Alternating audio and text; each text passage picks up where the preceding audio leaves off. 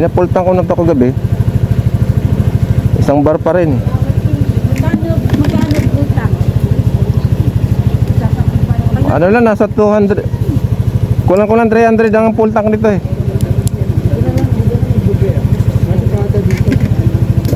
Kunin natin yung ano nito, yung odometer eh. Kasi kukunin natin ulit yung fuel consumption niya. Kasi mag long ride tayo. So 10,754.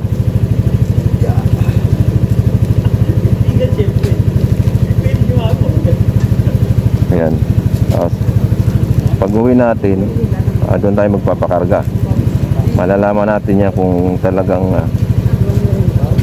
matipid o. Kasi yung angkas ko ganun pa rin eh. Mabigat pa rin. Ano, kasya? Kasya to. Hindi na kailangan ng bag? Hindi na. Oh, okay na yun. Huwag magpatakbo ng mabilis ha. Dahan-dahan lang. Susunod lang kami sa inyo.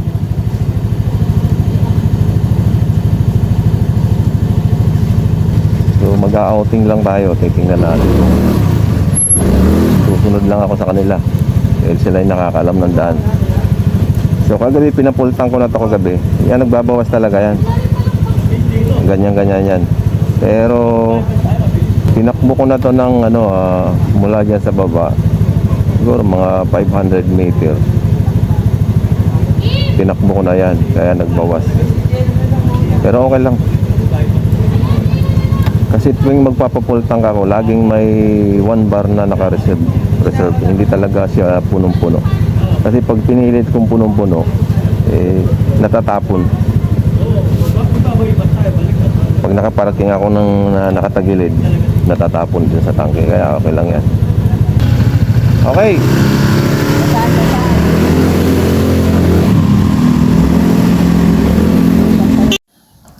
So let's go mga boss.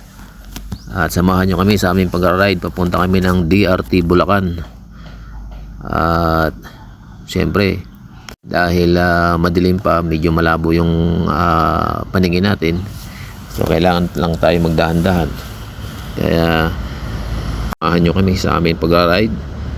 At sana ay mapayapa kaming makarating sa aming paroroonan.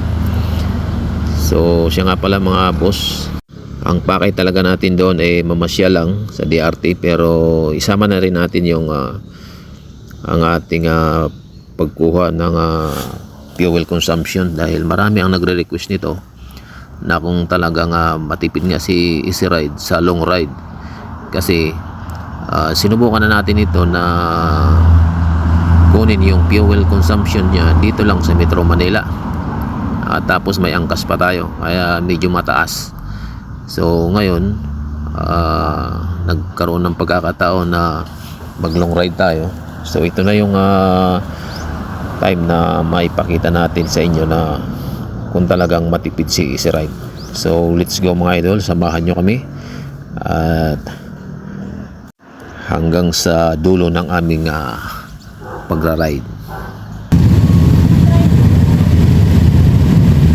Tingnan mo yung ano nila.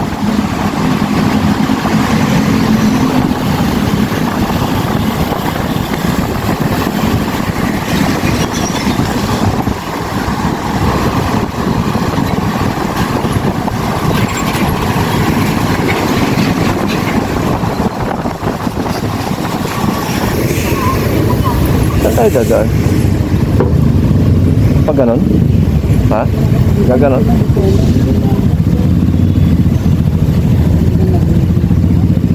Nakalagpas na sila? 4.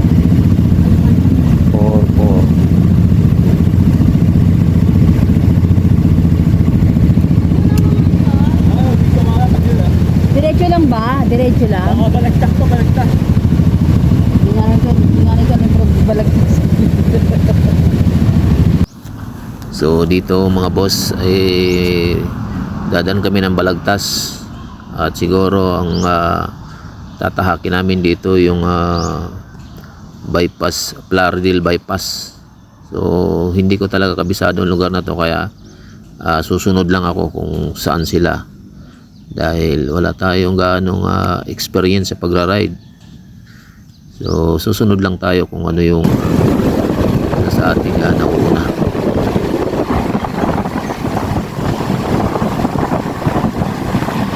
Ano sila, sila Bing. Nauna na po. Nauna na. Nauna na dapat naghihintay sila doon. Dapat nagkikita na.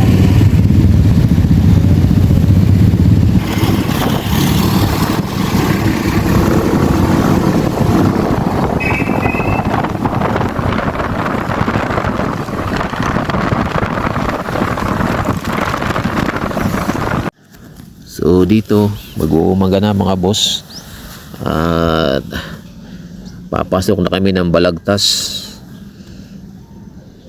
at medyo siguro makakapagpatakbo na tayo ng medyo mabilis-bilis dito dahil maliwanag na, dahil nga may problema tayo sa ating paningin sa oras ng gabi. So, hindi talaga tayo pwedeng makipagsabayan. So dito medyo talagang makikita na natin ang paligid at yung kagandahan ng ating paligid.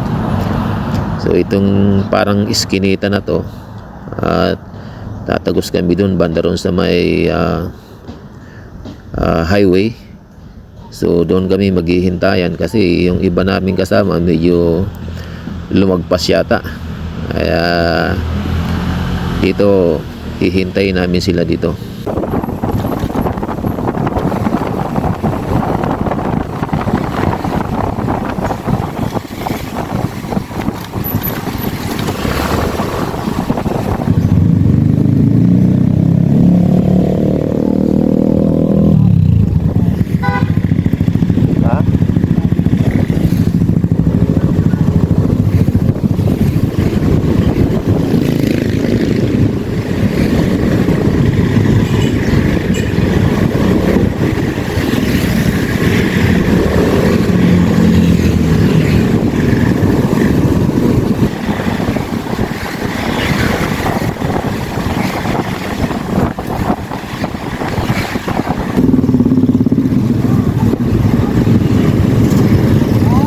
Diretso na binigyan ng dapat eh. Kung meron kami sa may tuloy na kami, nakalagay dito. Ano yung labang? Basta diretso lang nakalagay Borol second. Diretso lang nakalagay Borol second.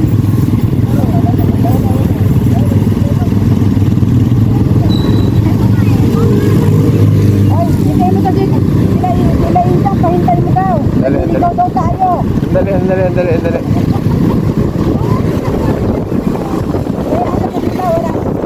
Diretso pa rin sa amat, saka sila, mandito na sila. Si Amat at saka si...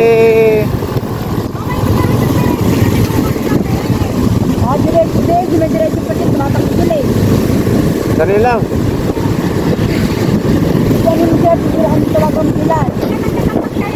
Hindi, malayo sila, nauna na sila. Hihapon natin.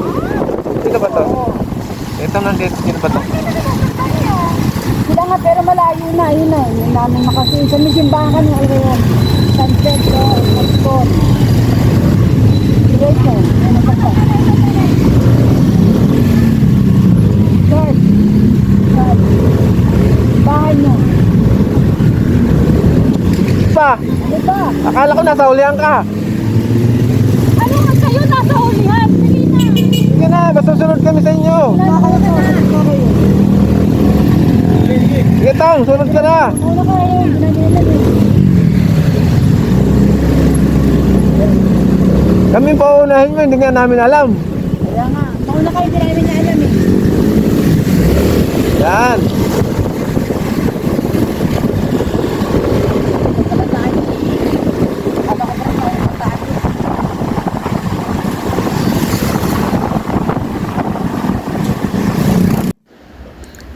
So dito nagkita-kita na rin kami dahil yung iba sa pasok na kami ng Ganon. Plaridel bypass at patungo na kami doon sa aming destinasyon. At syempre dahil hindi naman natin alam ang location na ating pupuntahan. Siyempre lagi tayong nasa hulihan dahil sumusunod lang tayo sa nakakaalam ng daan. So patuloy po kayong sumusubaybay sa amin na paglalakbay. At dito talagang napakaganda ng tanawin dito sa parting ito. Medyo ang oras natin dito is nasa 5:30, kaya medyo maliwanag na at makakapagpatakbo na tayo ng mas mabilis-bilis dito. Hindi tulad kanina na talagang madilim, so hindi tayo pwedeng makipagsabayan. So siya nga pala mga boss, bago tayo umalis kaninang umaga, yung odometer natin is at 10,754. Kaya malamang sa pagbalik natin doon tayo magpapakarga ng gasolina at doon malalaman natin kung magkano talaga ang consumption ni Easy Ride 150 FI. Yan po ang ating tatargetin ngayon dahil yan po ang mga tinatanong ng marami, kung malakas ba sa gasolina si Easy Ride 150 FI.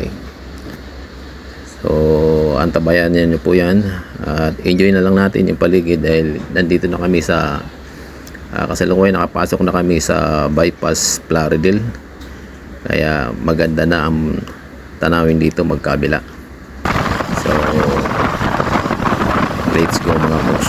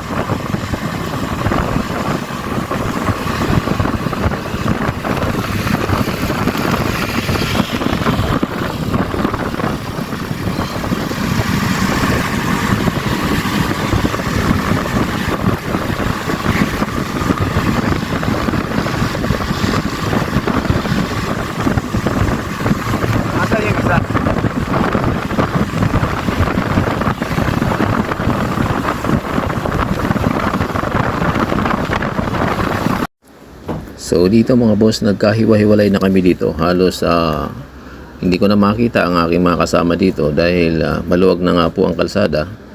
So nagkanya-kanya na po sila ng takbo dito. At siyempre excited na subukan nila kung gaano talaga kabilis yung kanilang motor. So itong nasa unahan ko na yan si J-Mac Berhino. Yan po ang umaalalay sa akin.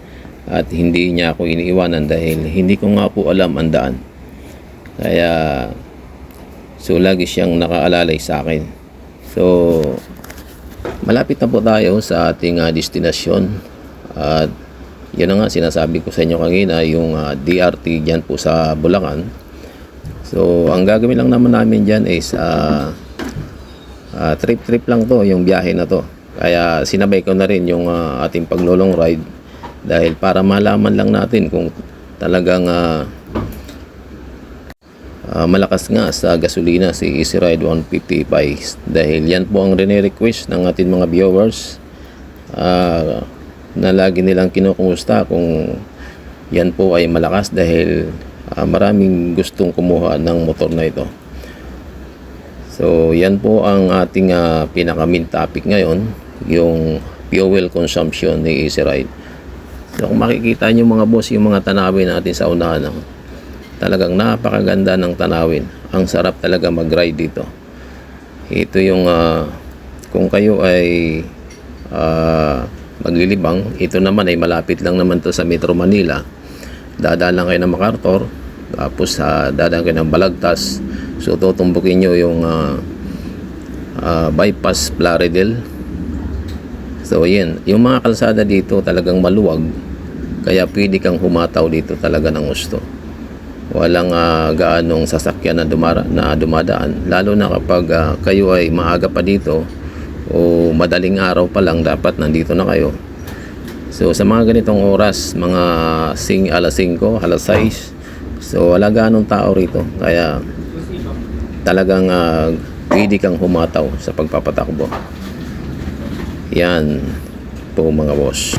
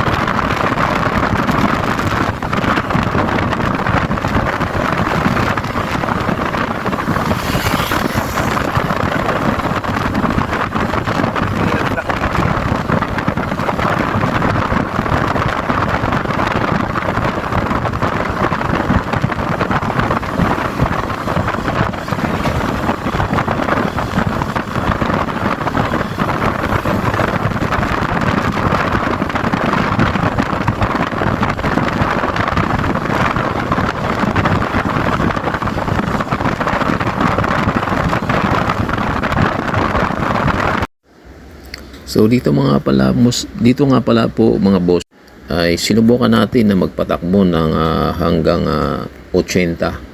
Pero nakakatakot na dahil may angkas nga ako. So hindi siya sanay na magpatakbo kami ng mabilis. So kaya hindi talaga pwede natin ihataw. So ang takbo ko lang dito, minsan pinakamataas 80 pababa. So talagang sinubukan ko lang. Mayroon pa naman ibubuga talaga hanggang 100, hanggang 120. Kaya lang hindi na natin sinagad yan dahil mahina po ang loob natin dyan pagdating sa mga ganyan. So ang amin lang naman dito ay pasyal-pasyal lang. Kasi ang experience ko dito sa paglolong ride, yung ating silinyador, so hindi talaga yan, ang style ko rito, hindi talaga yung talagang pigang-piga na hindi ko ginagalaw. So ang style ko lang ng silinyador dito, medyo pitik-pitik lang at hindi yang sinasagad. Kaya siguro kaya hindi gaano makonsumo si ride. So malalaman natin ito mamaya sa ating pagbabalik. Siguro gagawin na lang natin yung part 2, yung ang ating pagtatapos nitong fuel consumption na to, dahil nanghihinayang naman ako ikat yung mga video na to dahil napakaganda po ng paligid, at lalo na kapag ikaw ay dumaan dito sa medyo pasikat na yung araw katulad yan, no? So nagre-reflect po yung sikat ng araw magkabila, so napakaganda. So siya nga pala mga boss, yung gamit lang natin na camera dito na yan sa harapan, yung aking cellphone nandyan po sa aking helmet. Pero yung Insta360 hindi pa po natin yan binubuksan dahil medyo ang nakalagay dyan na kanyang SD card ay medyo mababa lang, kaya mababa lang po ang nakukuha yan. Kaya tatimingan natin yung pagbalik, siguro gagamitin natin yan. Tatimingan natin yung talagang pinaka highlight natin o magagandang tanawin talaga, doon natin bubuksan yan. So gagamitin natin yan siguro mga pangano na lang, short video na lang. So yan po muna mga boss ang ating pag-uusapan ngayon. So patuloy lang po tayong sumusubaybay dahil napakaganda talaga ng tanawin dito.